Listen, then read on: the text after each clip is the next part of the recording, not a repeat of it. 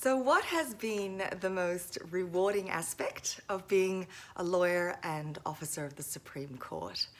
I think one of the most important things that lawyers need to remember is that our job is to help people, come out with a judicial outcome that's fair, that really gives them that chance to have access to justice. And I wonder sometimes if we're really doing that. Obviously now with COVID-19, the courts have been totally overloaded. And there has been significant changes that have been made, socially, politically, but also through the legislation. And I think one of the most rewarding parts of working as a lawyer and officer of the Supreme Court is being able to help people have access to justice, and to hopefully provide a mechanism for them to come out with fair and judicial outcomes. There are a multitude of issues and barriers that I see for people of minorities, particularly in how they access the law. And I find that statistically, we know that, for example, women are more disenfranchised than men when it comes to pay packets or equal positions at work.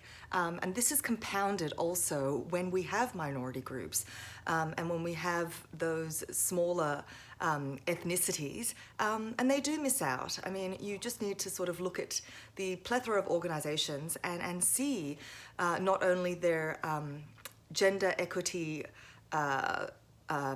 percentages, but also look at the diversity that exists. I always use the example, particularly because I'm studying a Masters of Journalism right now, I use the example that if you look at the commercial networks beyond the ABC and SBS, there is not a lot of diversity on, channel 7 or 9 or 10, and that really needs to be altered.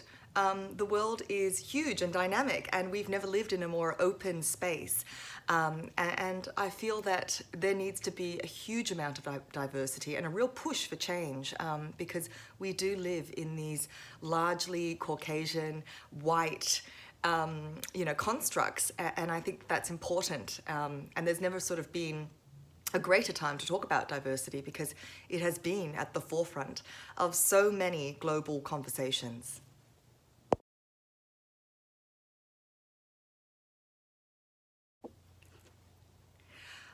Teaching at the University of New England has been one of the highlights of my life. To be able to talk to the next generation, and in particular I teach the law and ethics, as well as gender. I've just recently become a casual lecturer on top of being a casual academic marker.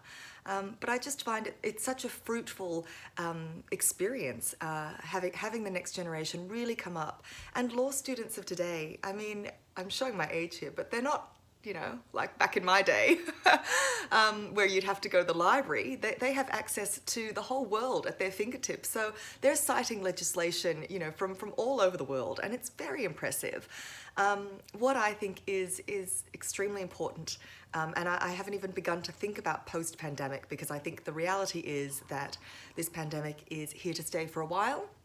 And until we get under the vaccines, until we actually understand the nature and virulency of this virus, it will be very hard to get on top of, and it will require a lot of patience.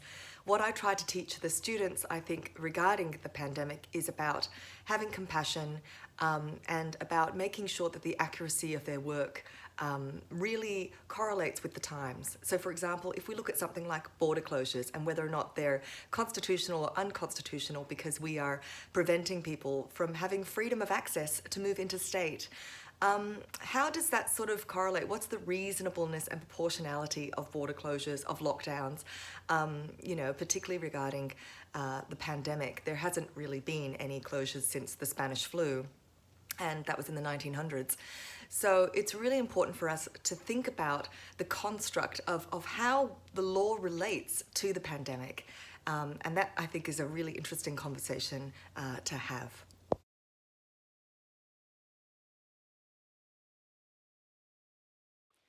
Being a member of the Thai Australia Network has been invaluable to me, not only as a person who is Thai. I was born and raised in Thailand. I came to Australia when I was 18.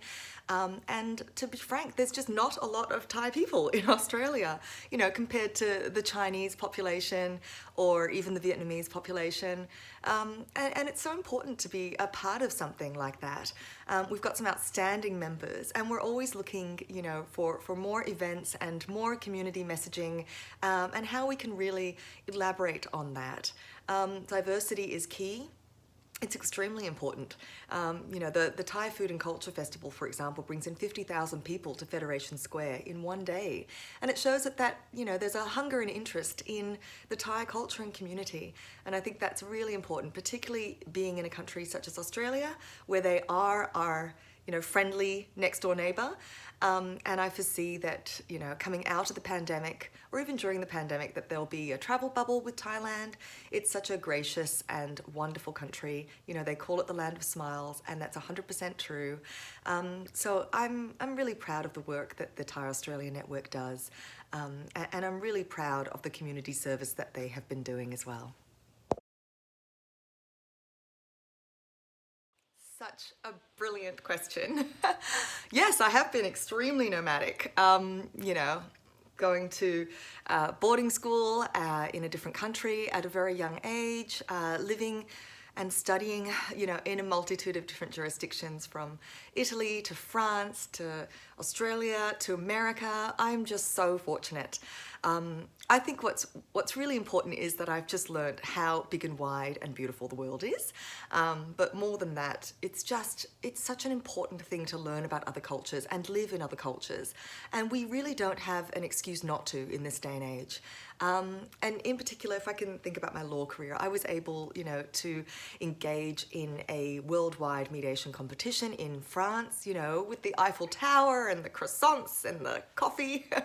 And I was also able, to study at one of the leading boarding schools in Singapore, and be able to sort of eat the street food and enjoy the culture and go to Boat Quay and look at all the ships come in.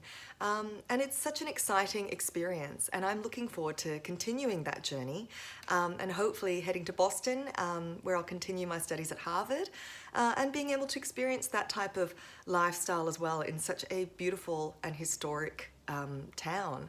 So I think that sort of added and enriched my life, but it's also made me educated, because when you travel, when you learn and experience other cultures, you lose your ignorance, your perspective widens. And I think that that's something that's really important, and I hope, obviously, with COVID-19 now, that travel will be one of the greatest gifts that we are given, when the pandemic eases up or post-pandemic.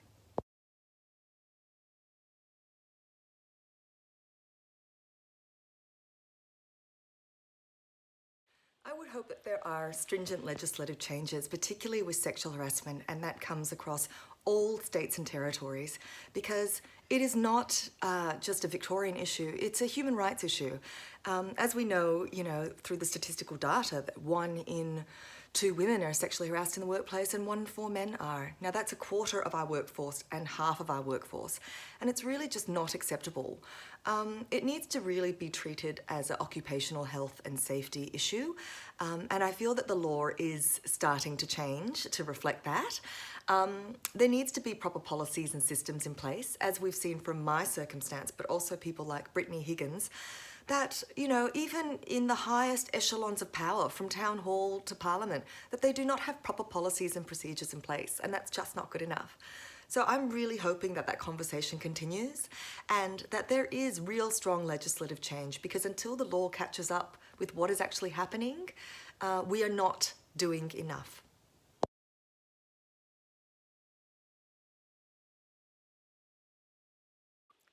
That's just such a loaded question.